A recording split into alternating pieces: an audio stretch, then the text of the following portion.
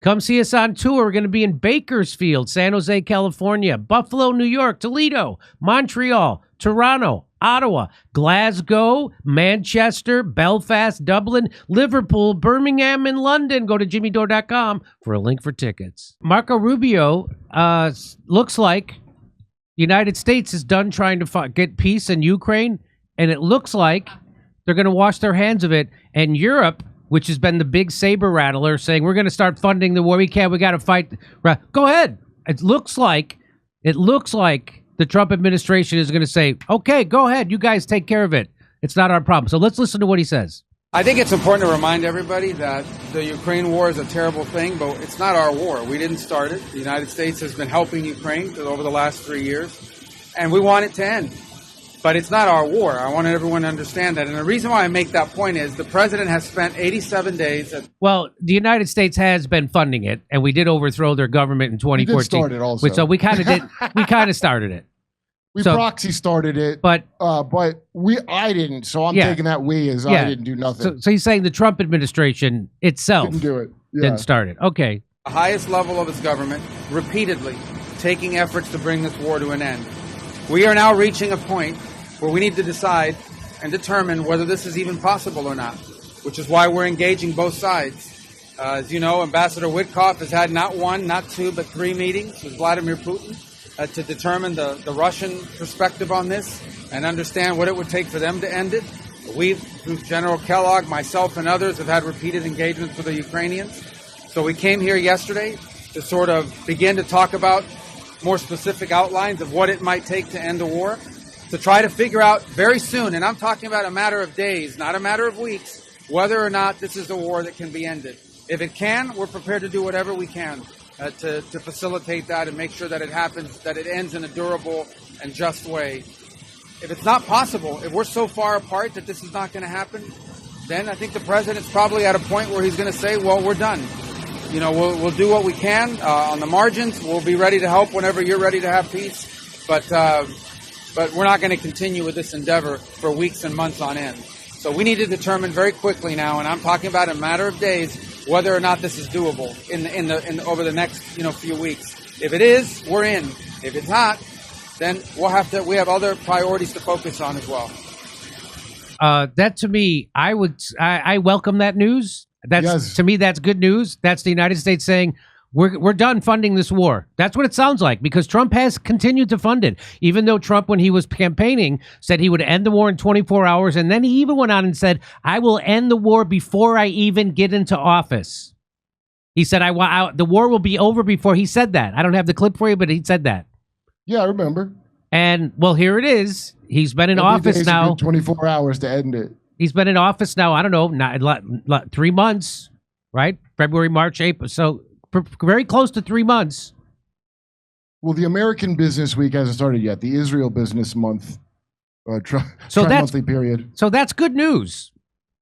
That's good news. That's them saying, hey, you know what, Europe, you go ahead. Go ahead, take your war. You're about big talkers. You always want this, and it's a pretend war. It's a pretend. This is a pretend war. Meaning, it's not what they say it's about. Russia is not going to roll into Poland, not going to roll into Lithuania, not going to roll into England. That's not what this is about. Aaron Mate wrote about this, so let me just give you a little piece. Just last week, Trump treated a Ukrainian request for Patriot air defense missiles with open contempt. You don't start a war against someone 20 times your size and then hope that people give you some missiles, Trump said. Well, there's the Trump I like. That's the Trump we like. According to the New York Times, European officials have not even received assurances that the United States will continue its extensive intelligence sharing for Ukraine, which was briefly paused after Ukrainian President Volodymyr Zelensky's disastrous visit to the White House. Meanwhile, according to congressional sources, there is virtually no serious discussion underway about new weapons package for Ukraine after the current one, authorized in the Biden administration's last month, runs out.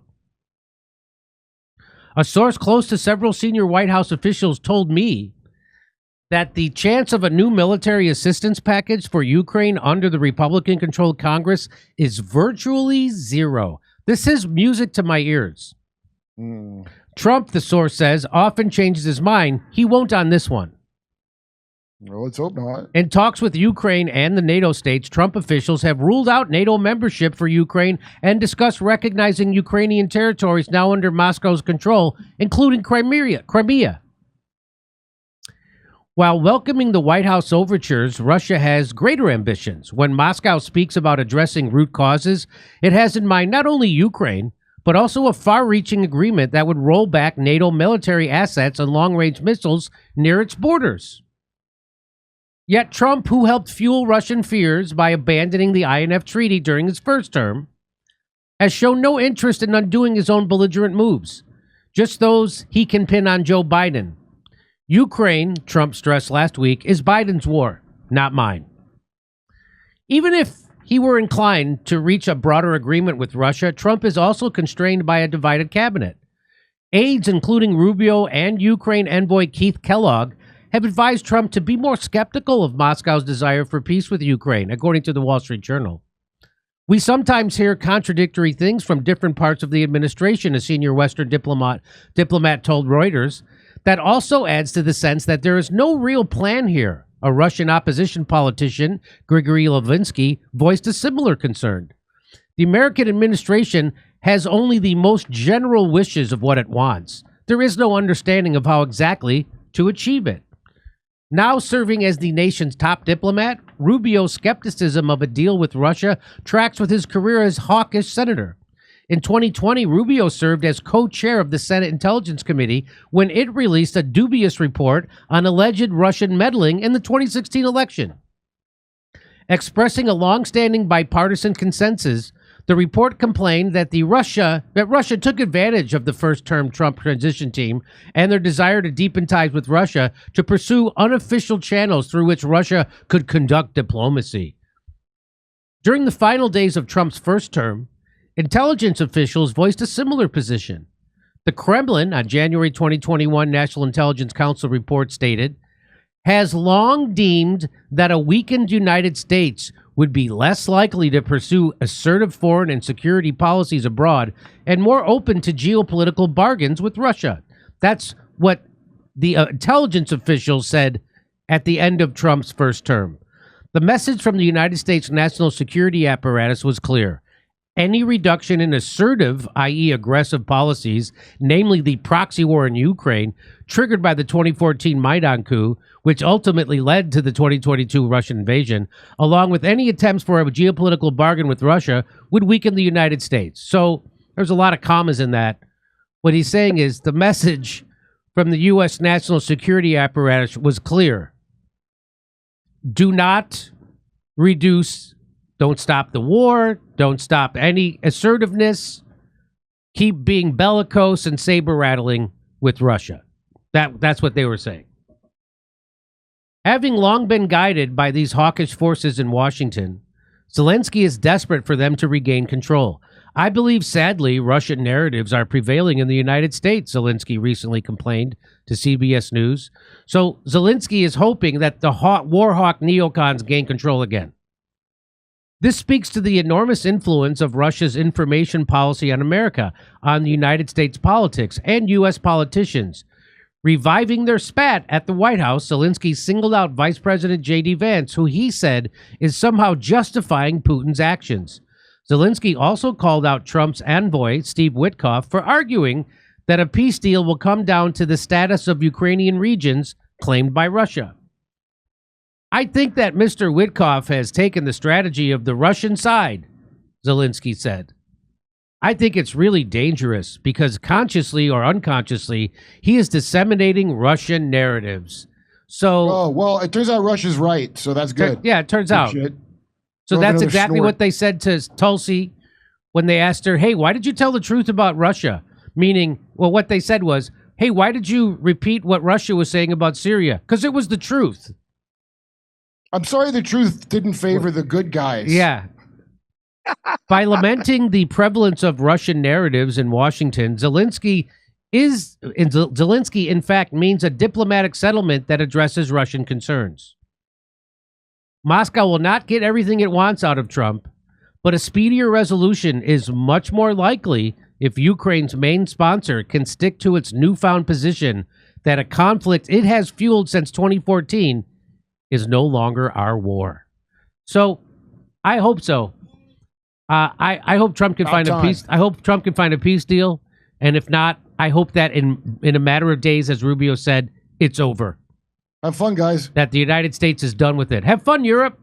You go spend. Hey, you guys finish up. I'm out. You go spend a couple of $100 billion on a stupid war in Ukraine while your people can't afford housing and your economies are tanking. Go ahead. You guys go do that.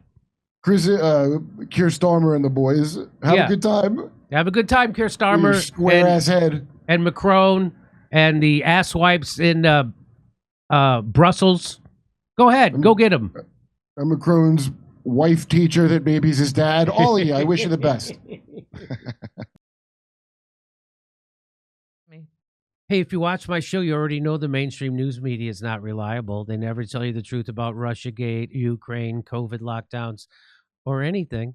That's why I keep partnering with Ground News. Their app and website make it super easy to compare media coverage from all over the world in one place. Like on Trump shifting his stance on Ukraine, if you go to Ground News/JD, you'll see the full coverage on how he's cut them off from intelligence sharing. Even the UK, one of our closest allies, can't pass along any U.S. intel to Ukraine. Ground News gives me instant access to over 300 articles covering it worldwide. They even tell you if each reporting source has a political bias, how reliable the reporting is, and if they're independently owned or corporate controlled. They'll even show you where the news sources are based. It's a super helpful way to see what kind of biases lead to some thinking this is some catastrophic betrayal of Ukraine that weakens NATO, while others call it a strategic realignment that forces Europe to take responsibility for its own security. When it comes to anything Trump does, you know the media is going to twist it to whatever fits their agenda, and if you're not checking multiple sources, you're going to fall into their trap. So I can't recommend enough following the Ukraine war on Ground News and checking your blind spots to find these stories missing from the other side of the political spectrum. You won't get this kind of transparency from mainstream media. Ground News is a lot like this show, actually. They're doing what we're doing. So just go to Ground News/JD or just scan the QR code on the screen. We're offering my viewers 40% off the same plan I use, which gets you unlimited access to all their features. This knocks the price down to just $5 a month. Subscribing not only supports an independent news platform working to make the media more transparent, it also supports this show and everything we do here. Come see us on tour. We're going to be in Bakersfield, San Jose, California, Buffalo, New York, Toledo, Montreal, Toronto, Ottawa, Glasgow, Manchester, Belfast, Dublin, Liverpool, Birmingham, and London. Go to jimmydore.com for a link for tickets.